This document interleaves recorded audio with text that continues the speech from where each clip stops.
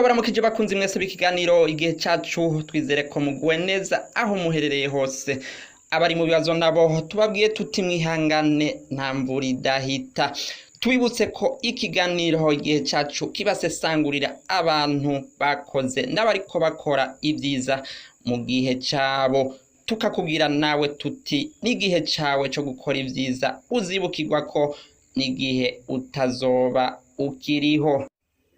Mu kiganiro igihe cyacu cuno munsi rero tubashikana mu gihugu c'Ubushinwa Chine, aho hari umuntu yakoze kandi ariko arakora ibintu bidasanzwe mu Bushinwa no kw'isi yose.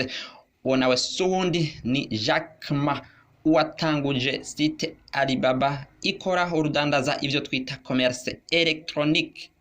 Uretse ko ari entrepreneur akomeye akaba n'umu milliardaire, Jack Ma ni motivateur akomeye arigisha ibijanye na entrepreneuria canke kwihangira imirimo haba mu gwaruka no kubandi. Akaba ari byo rero tugiye kwibandako mu kiganiro igihe cacu cuno musi.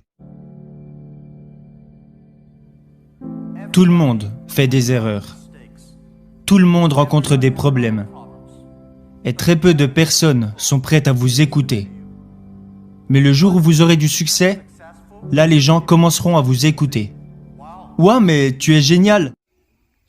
Umushinwa Jack Ma rero abanza kuvuga incuro nyinshi yagerageje bikanka n'igihe yatangura urudandaza bamuharurira amezi ko entreprise yiwe mu mezi make izoba yugaye.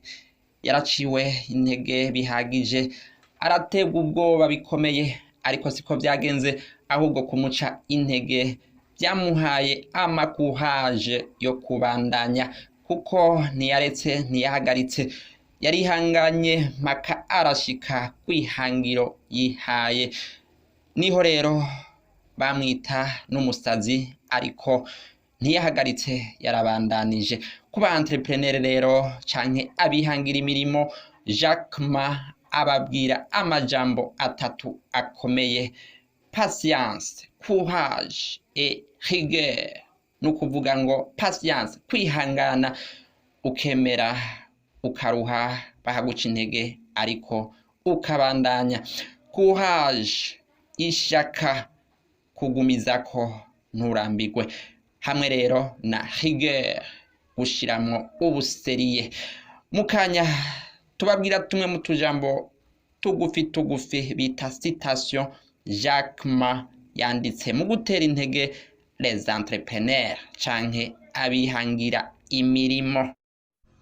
Jack Ma agira ati, ikintu ngira kamaro utegerezwa kugira ni ukwihangana, la patience. Ikindi havuga ati, ntubihebe, uno munsi biragumye biragoye, ejo bizoba bigoye cane, ariko hirya y'ejo izuba rizokwaka, bizogenda neza, ntubihebe. Ikindi ati, hari abantu badafite nivo nk'ibifise bakora ivyo wewe wipfuza bisanzwe kubera bafashe ingingo yo gushira mu bikorwa bagakora. Aha niho ikiganiro cuno musi kigarukiye. Mwakoze mwese mwaduteza amatwi, tukazosubira mu biganiro byacu byo hanyuma. Mwari kumwe na Tarsise Nzosaba ubategurira akongera akabashikiriza ibiganiro.